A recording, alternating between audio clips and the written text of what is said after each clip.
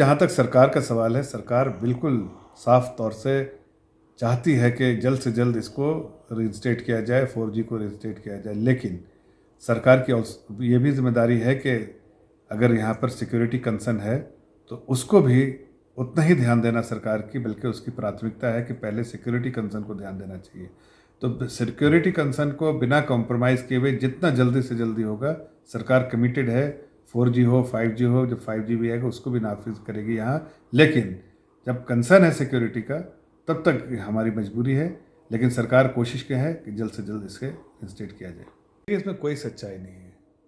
वो अलहदा पार्टी है, हम अलहदा पार्टी हैं। हम दोनों इस इलेक्शन में डेमोक्रेटिक प्रोसेस में सबको अधिकार है इलेक्शन लड़ने का। गुपकार गैंग भी देखिए अलग अलग थे दोनों, अब साथ एक आके लड़ रहे हैं, तो उनको भी अधिकार है, वो भी लड़ रहे हैं।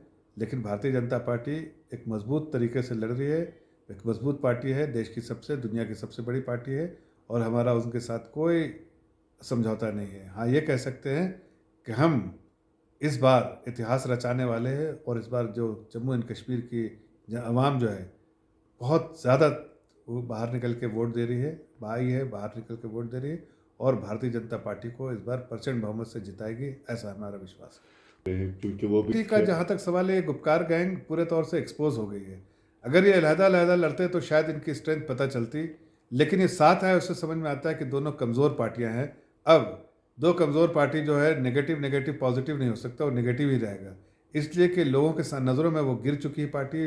ये फारूक अब्दुल्ला, उमर अब्दुल्ला, मुफ्ती मोहम्मद सईद की बेटी जो महबूबा मुफ्ती, ये सारे लोग जो है परिवार के बारे में फ़िक्रमंद रहते हैं। इन लोगों ने गबन किया है, एक नहीं बहुत सारे गबन किए हैं। प्रदेश की जनता और आम आवाम को लूटा है, उनके सुनहरे सपने जो है उसको खाकसार किया है, और उनकी ज़िंदगी को खुशगवार बनाने के बजाय उनको 70 सालों तक जो है वोट बैंक की तरह इस्तेमाल किया और बहुत तकलीफ़ पे रखा।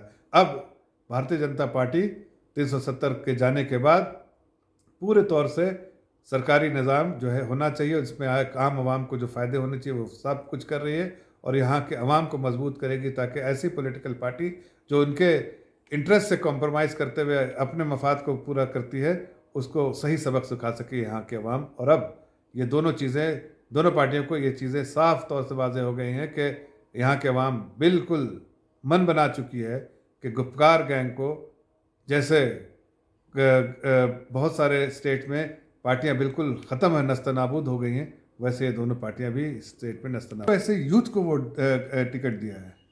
हमने कोई ऐसे लोगों को टिकट दिया जो बराबर ये दोनों पार्टियों के द्वारा कुचले गए थे, या कहीं दबाए गए थे, या कहीं ना कहीं उन पर जुल्म किया गया था, या उनको इग्नोर किया गया था। हमने तो ऐसे लोगों को ताकत बढ़ाई है ताकि ये लोग समाज में रह के समाज की सेवा कर सकें। हमारी कोशिश है कि यूथ को मेन स्ट्रीम में लाएंगे, और हम उस पर कामयाब भी हो रहे हैं। हमने इसीलिए बहुत यंग लोगों को टिकट दिया है, और उनको मजबूत बनाने में हमारी जो इरादे हैं कि लोगों को मजबूत बनाया जाए, यूथ को मजबूत बनाया जाए, उसमें हम कामयाब होंगे।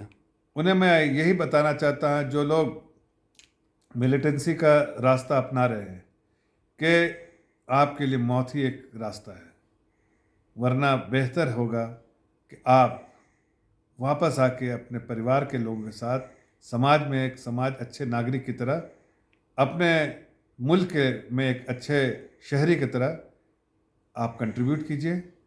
आप एक अच्छे शहरी की तरह रहिए और देश के हित में काम कीजिए, देशवासियों के हित में काम कीजिए। लेकिन मिलिटेंसी के रास्ते पे चलेंगे जो भी नौजवान, उनके लिए उनको मालूम है कि उनका आखिरी जो है वो मौत ही है, उससे निजात उनको नहीं मिलेगी।